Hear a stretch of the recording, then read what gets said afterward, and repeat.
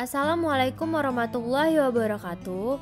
Kali ini kita akan membahas tentang materi inovasi terbuka dalam mata kuliah Manajemen Inovasi, dosen pengampu Bapak Hendra Saputra, SEMSI.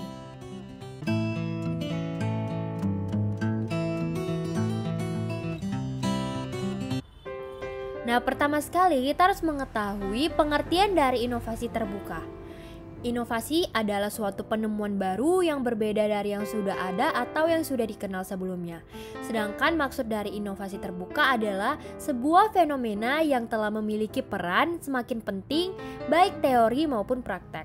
Dalam Enkel tahun 2009. Pada pusat model inovasi terbuka dan konsep inovasi lainnya yang senada adalah bagaimana menggunakan ide dan pengetahuan dari aktor luar dalam proses inovasi. Dalam Lauren dan Salter tahun 2006. Dengan kata lain, maksud dari inovasi terbuka ini adalah bahwa suatu perusahaan perlu membuka batas perusahaan untuk menghadirkan arus pengetahuan yang bernilai dari luar dalam rangka menciptakan peluang untuk kerjasama proses inovasi dengan rekanan, konsumen, ataupun pemasoknya. Apa perbedaan inovasi terbuka dengan inovasi tertutup? Nah, kita dapat melihat yang pertama sekali, adanya prinsip smart people bekerja untuk perusahaan dalam inovasi tertutup. Sedangkan dalam inovasi terbuka, diketahui bahwa tidak semua yang bekerja untuk perusahaan adalah smart people. Yang kedua, untuk mendapatkan laba dari R&D ataupun research and development, perusahaan mengembangkan sendiri.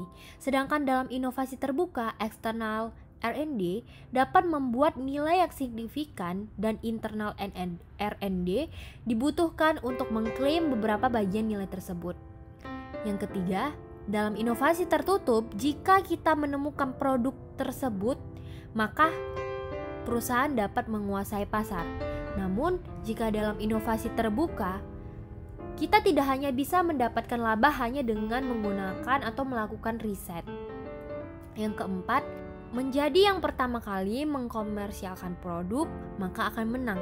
Sedangkan dalam inovasi terbuka, membuat bisnis model yang lebih baik merupakan lebih baik daripada menjadi yang pertama kali memasuki pasar.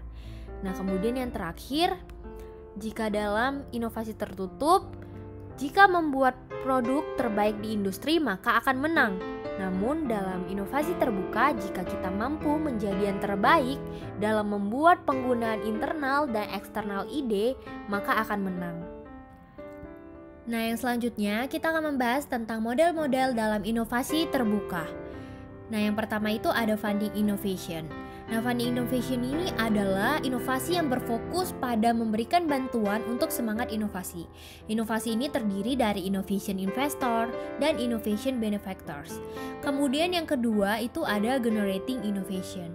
Nah, strategi inovasi ini biasanya memiliki 4 tipe organisasi yang menggunakannya.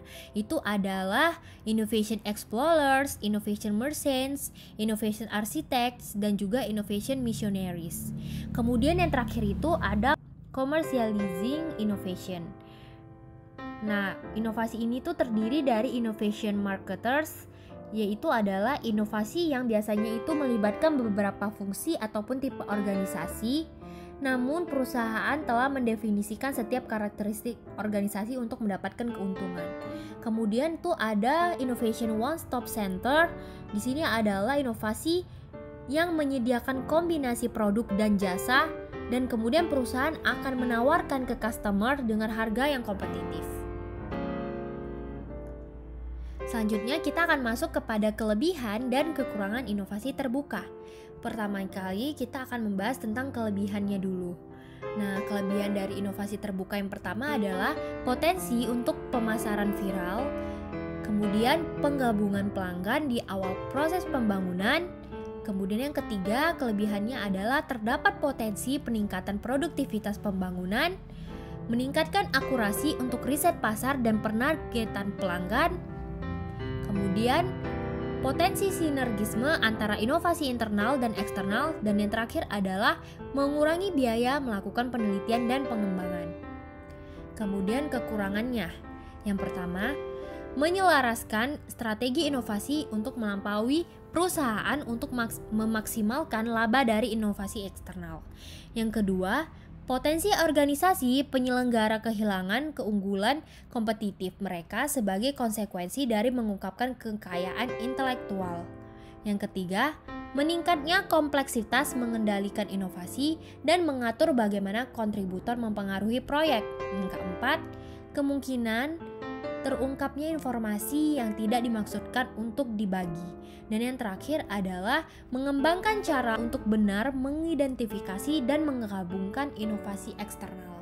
Selanjutnya kita akan masuk ke dalam contoh kasus. Nah, kelompok kami mengambil contoh perusahaan yang menggunakan inovasi terbuka, yaitu pada perusahaan Lego. Perusahaan Lego berdiri di Denmark, merupakan perusahaan keluarga yang sangat sukses dan dipimpin oleh CEO Kjeld Christiansen pada tahun 1990-an dan berkembang sangat luar biasa, merambah ke semua lini bisnis dan menjadi sangat terkenal di seluruh dunia. Namun yang tidak diketahui oleh banyak orang adalah bahwa pada tahun 1998 sampai tahun 2004 perusahaan ini mengalami krisis finansial yang sangat hebat dan bahkan dalam satu hari bisa terjadi kerugian sebesar 250.000 euro.